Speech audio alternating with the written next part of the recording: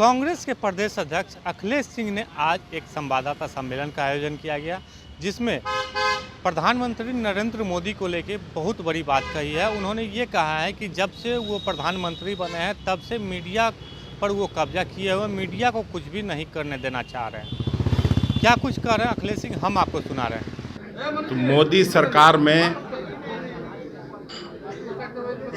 बाकी देश की जनता तो करा ही रही है महंगाई और बेरोजगारी से।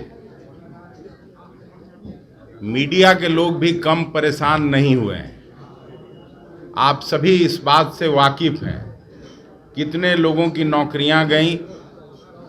जो लोग सवाल पूछने वाले थे वो सब अब या तो अपना प्राइवेट चैनल बना के माध्यम से काम कर रहे हैं या फिर वो बेरोजगार हो गए हैं।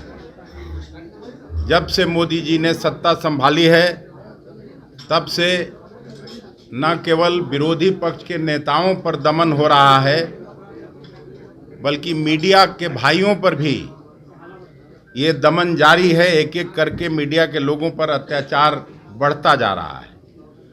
अभी कल ही न्यूज़ में देखा कि झारखंड के सीएम हेमंत सोरेन के मीडिया एडवाइजर के घर पर ईडी का छापा पड़ा है और मनोज झा जी का पहले बयान भी था कि लगातार अब ये काम ईडी और सीबीआई का विरोधी पक्ष के नेताओं का आवाज़ बंद करने के लिए, आवाज़ दबाने के लिए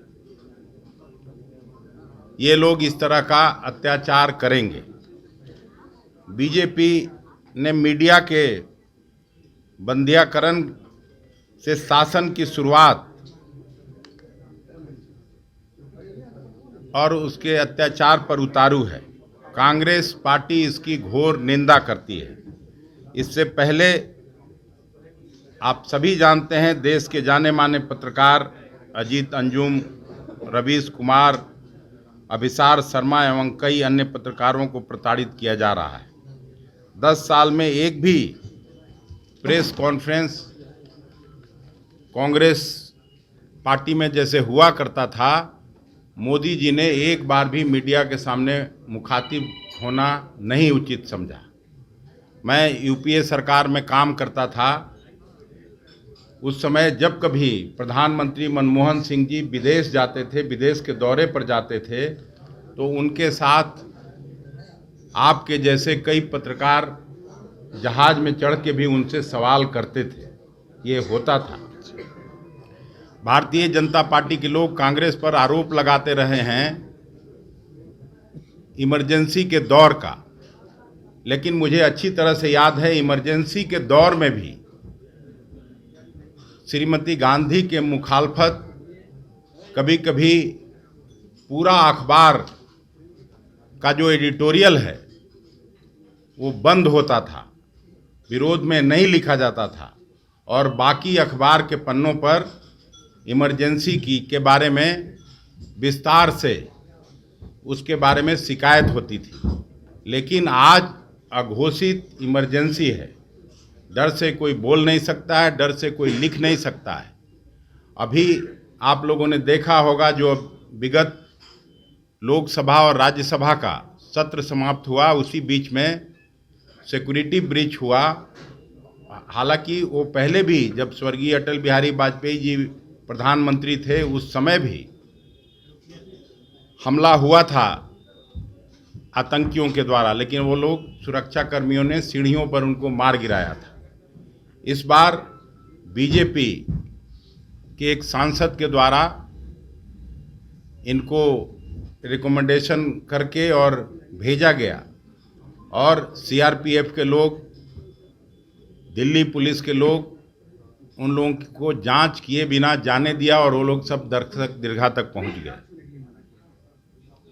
देश की सभी विपक्ष की पार्टियां, कांग्रेस सहित 24-25 पार्टियों के लोग केवल चाहते थे कि अमित शाह जी आके गृह मंत्री के रूप में अपना वक्तव्य दें सदन के पटल पर, प्रधानमंत्री जी वक्तव्य दें। ये एक परिपाटी रही है जब से संसद है, जब से देश आज़ाद हुआ है कि जब कोई बड़ी घटना सत्र के दौरान होता है तो उस समय आके लोग अपना वक्तव्य देते हैं। पिछली बार भी उस समय के तत्कालीन गृह मंत्री आडवाणी जी, उस समय के प्रधानमंत्री स्वर्गीय वाजपेयी जी ने आके वक्तव्य दिया था और सिक्योरिटी के मसले पर पूरा देश की सभी पार्टियां उनके साथ खड़ी थी। देश के सुरक्षा का मामला था। लेकिन इस बार इन लोगों ने वक्तव्य देना उचित नहीं समझा और 145-46 सांसदों को निलंबित किया गया।